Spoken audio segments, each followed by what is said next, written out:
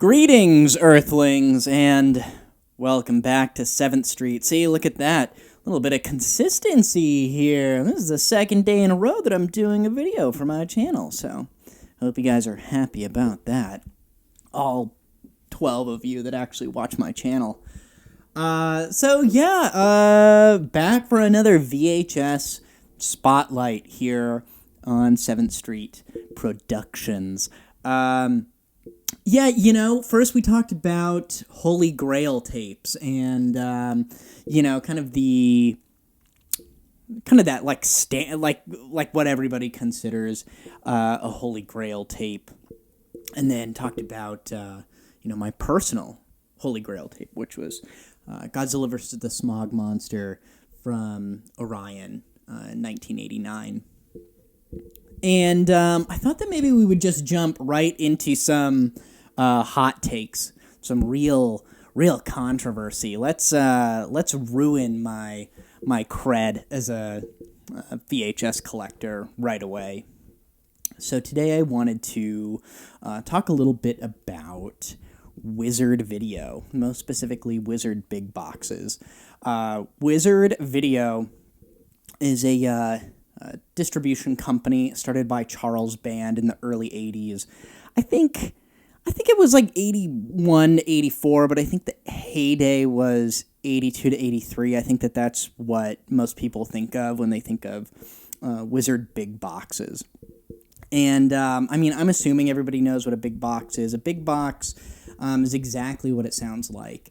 It's a VHS tape that is in a much bigger box than, this is even like a slim big box, but it's in a much bigger box than kind of your typical VHS tape. The idea being, obviously, that, you put a shittier horror film in a bigger box, and it'll catch some attention while it's at the local video store, so people will rent your shitty movie because you've got this cool artwork and it's eye-catching. And, of course, some of them are, this is a clamshell. I see people calling them, like, big box clamshells, which always is kind of confusing. But, with a big box, you usually have, like a tape tray or just a blank clamshell that goes inside of the big box. And horror big box tapes always have, like I said, really gaudy artwork and just really cool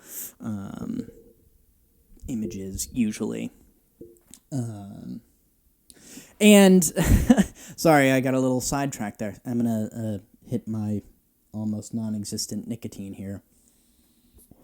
But kind of the gold standard for this, a lot of companies got into the big box game. But kind of the gold standard, I think, most people, what they think of are Wizard Video big boxes, which, as I said, was started by Charles Band.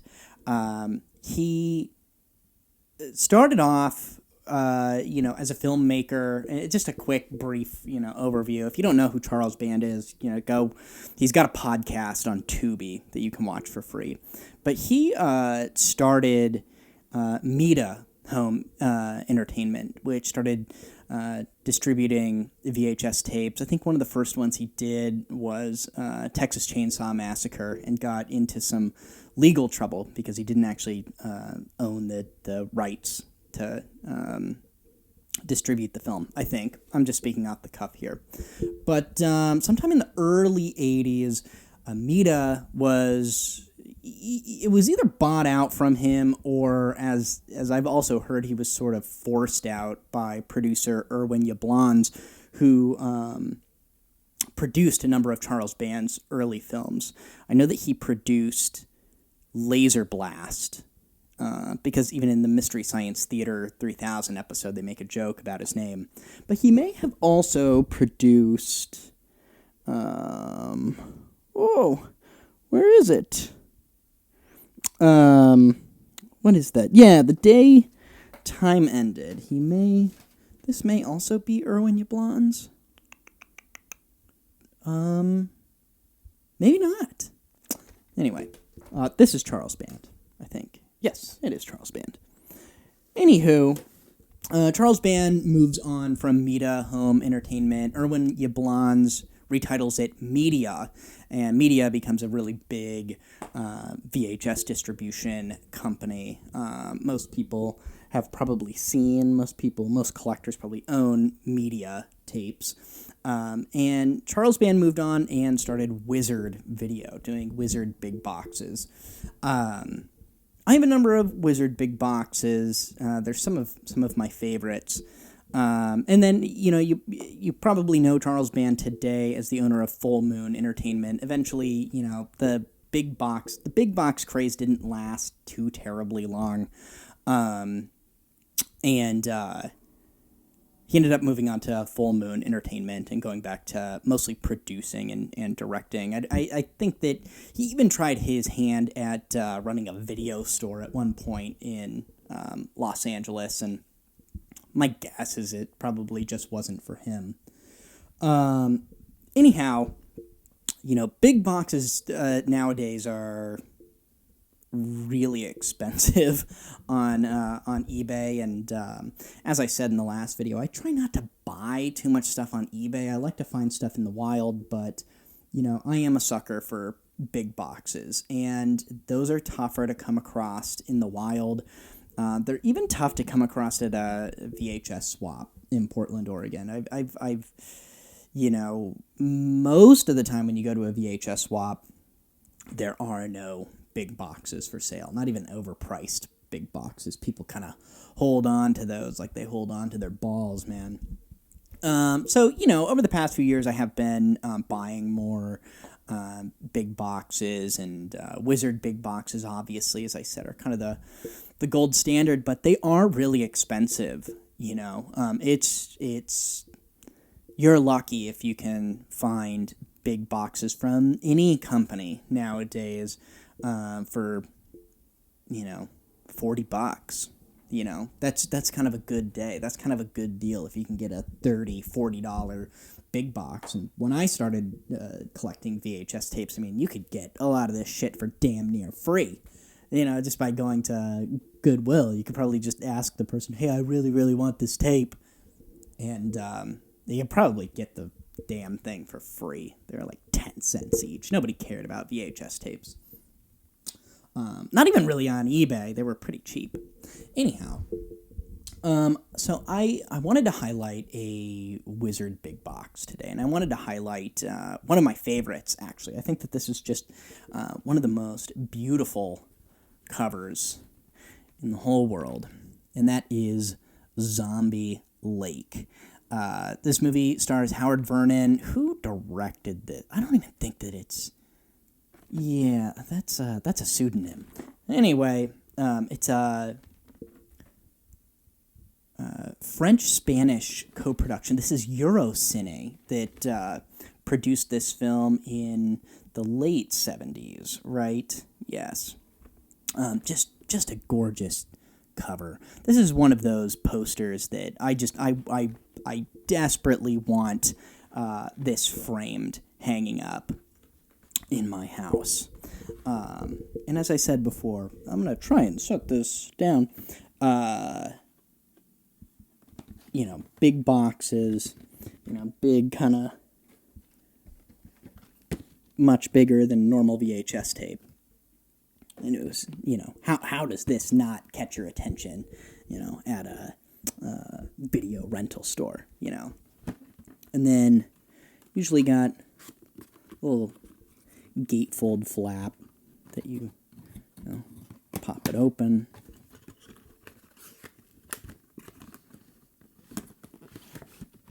And then on the inside, you've got a clamshell that the VHS tape is housed in. And that way, the big box kind of keeps its shape. Either that or you have a tray on the inside. Now, as I said, let's get into some controversy here. Let's potentially turn off some of the VHS collectors out there. This is a reprint. This is a Wizard big box reprint from Charles Band himself. See, back in about 2013, maybe, Charles Band decided to reissue a bunch of the Wizard big boxes. For about like $40 each. You can order them from Full Moon. And, there were a lot of there were some shady things about it. He really tried, at first he tried to say that, I just found these boxes in a warehouse. And, the tapes are not the original tapes, but I do have the boxes. These are original boxes. And, it always just kind of seemed a little bit fishy. And, I think to most people, I don't think that they really cared. But, there was also an issue, I think, with the rights for some of these films. I don't think he had the right anymore to release the films again, to distribute them. But anyhow, it started a bit of controversy in the VHS community, and there was a lot of vitriol towards these big boxes. And it kind of seems as though people regard them as like they might as well be bootlegs. And I disagree. I actually like these quite a bit. I have some, original releases from Wizard Video, but not many. They're very expensive. Actually, I have quite a few of these reprints. Just because I like them. I like them in my collection. And I think that,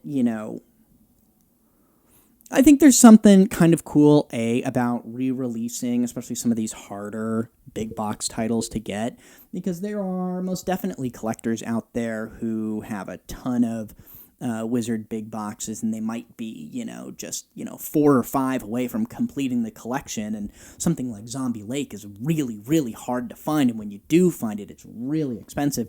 So I think it's kind of cool that Charles Band, who originally released all of these Wizard big boxes, kind of did a reprint of them so that people could complete their collections, or just make it a little easier for anybody to get a Wizard big box, And I think that sometimes the emphasis, as I've said in the last video, is on the price of these films. For most of us, we're collectors, and sure, do we all want a beat up big box from 1981? Yeah, of course we do. But it's hard, and it's expensive, and this is cool. If it helps complete your collection, I see nothing wrong with that. This is kind of a weird comparison, but the way I thought about it was think about Pokemon cards, right? There was a base set originally in 1999. And those sold like crazy. Everybody got them. And then a few years later, they decided to re-release Base Set 2, right? It was just a reprint of the exact same set again. And, sure, it's not the first run. It's not a first edition. It's not a shadowless card, but it did make it possible for a lot of people, I think, to complete those collections. And, I'm not a Pokemon card collector, but I don't know. If somebody came up to you with a binder of the original 150 cards, and they had the whole set, the whole base set, but there were a couple base set 2 cards mixed in there, does that devalue the set? Yeah, sure, it's not a it's not a complete first edition set, but I don't know that it makes it any less impressive. And I think especially for, if you're collecting these just because you like them, because they look cool, I see nothing wrong with these. I actually support these quite a bit. I think that it's actually cool and a good sign that somebody would go through the trouble to re-release tapes. Could you imagine if whoever the guy was who owned Gorgon Video decided to rent a warehouse and reprint a bunch of his old tapes. I mean, that would be pretty awesome. So I'm a big fan of these. I see nothing wrong with them, and I think that people should get them. It's sure, it's fun to have beat up big boxes, but it's also fun to have these really pretty crisp big boxes as well. So I am a big fan of these. That's why I wanted to highlight this one today. Yes, gorgeous. One of the greatest cover arts of all time. All right, pop in the movie.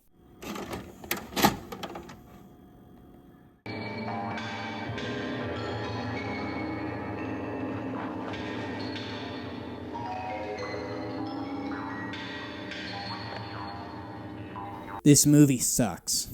This is one of the worst movies I've ever seen in my entire life. Zombie Lake is terrible. Now, let's get into I waited for this. Let's get into my little history with Zombie Lake.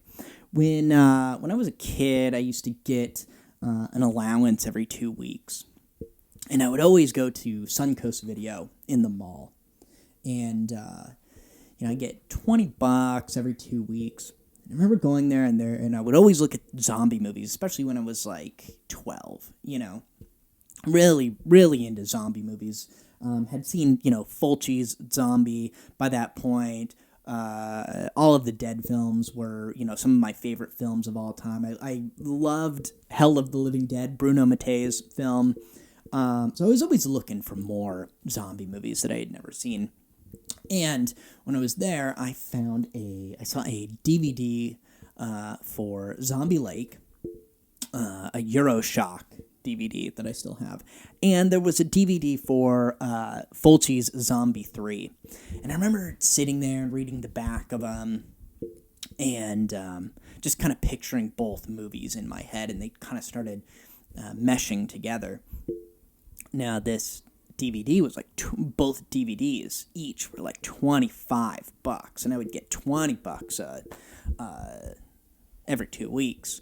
So I knew that I was going to have to wait 2 weeks to be able to afford one of these movies. So I ended up buying like a cheap like $10 DVD and saving some of my money to the next allowance day, and then I went back to buy one of them. And like I said, the back of both DVDs kind of got stuck in my head. And Zombie 3 talks about, a chemical spill, that gets into the water supply and brings zombies back to life. And both of them were just kind of like spinning around in my head. And I just kind of meshed them together into Zombie Lake, thinking that the movie was about these terrorists that spill a chemical into the lake and it brings back these Nazi zombies. This is going to be freaking awesome. So buy the movie, take it home. I've never been so disappointed in my life. That I so much hype, like 2 weeks, more than 2 weeks built up to see this movie. Zombie Lake, it's been a couple years since I've seen it. I've seen it multiple times. Sometimes I will revisit it just to remind myself what hell is like. But I've seen this is one of the older DVDs in my collection. But Zombie Lake essentially has no plot anyway. I don't think that you need to rewatch the movie recently to review it. Basically, in a nutshell, years ago, during World War II, and this movie is set not too long after World War II, but during World War II, these Nazis are in this French village, and they're not even portrayed necessarily as villains, really. But one of the Nazis, this very good-looking Nazi guy, impregnates this French woman that he saves during some battle. and he impregnates her. And then the town, the people in this village, like kind of French resistance. At least I think it's supposed to be set in France. I'm pretty sure. But anyway, they kill the Nazis and dump them in this lake. Now, years later, the lake is haunted. The zombies will come out and give you a little nibble on the neck. They don't even eat people. Very, very terrible looking zombies, too. Just like green grease paint. But, I mean, basically it's just a revolving door of girls, French women skinny dipping in a lake, and then some terrible looking zombies come out, and there's like no blood in this movie. And what's worse about this movie is there's like no soundtrack. Every now and then, from what I remember, there's like this weird little women like going la la la, when there's like a volleyball group of women who just like pull off to the side of the road and decide to go skinny dipping, and there's like this kind of weird almost like SpongeBob, like fucking spoof music.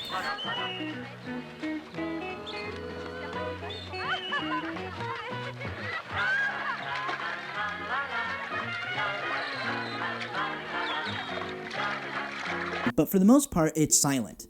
And there's like no talking either. There's just long stretches of no music, no dialogue.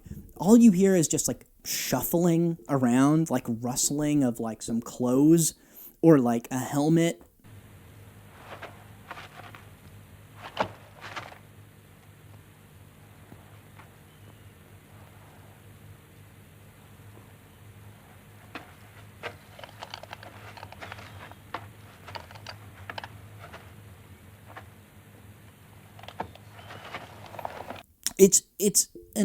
It's an almost unwatchable movie.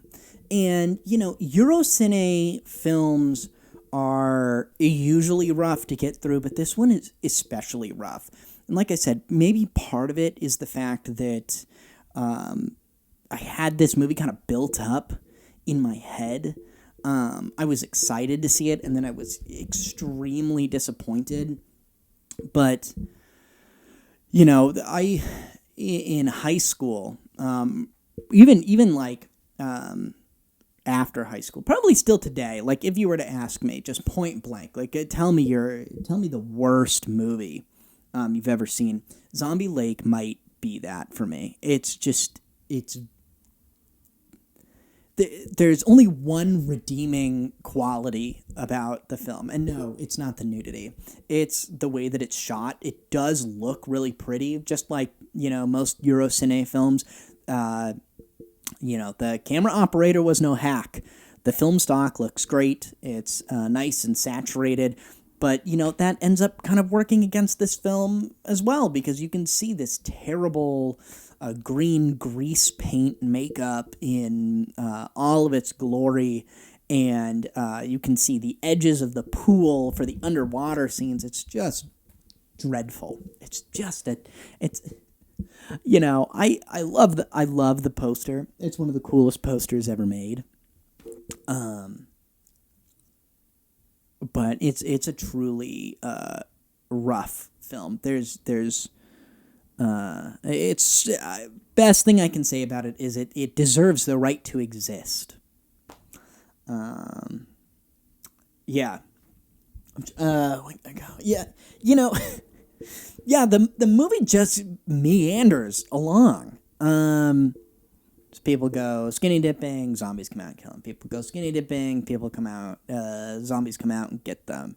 Howard Vernon plays the mayor of the town, and he oh, why are all these naked girls disappearing? And some lady's like, oh,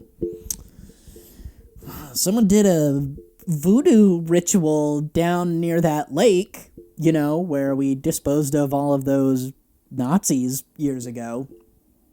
Oh, okay. And then more people skinny dipping, then they get killed. And then more people skinny dip, and then finally the zombies like go on a little rampage-ish, but if you could call it that, they just kind of like meander around through town. Nobody seems to care until the townspeople get like a flamethrower and kill all of them.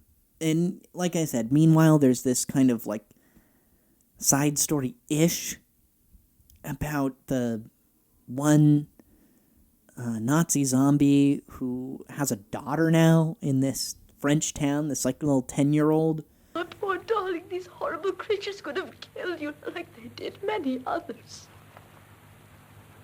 Not him, Grandma. He fought them off. He saved my life. Did he? He did. And, I mean, I guess we're supposed to feel bad for the Nazi zombies, or at least him, I guess. I mean, it's so weird. I mean, you know, you take history's worst villain in Nazis and you mix them with voodoo zombies and you think that this is going to be great, but no, it ends up getting muddied. They might as well have not been Nazis. They should have just been soldiers in general, especially if you were going to like try to make some of them sympathetic or kind of the hero. There just isn't really a hero in this film. I guess it's the mayor who's just kind of bumbling around saying, oh, what happened? Oh, people went missing?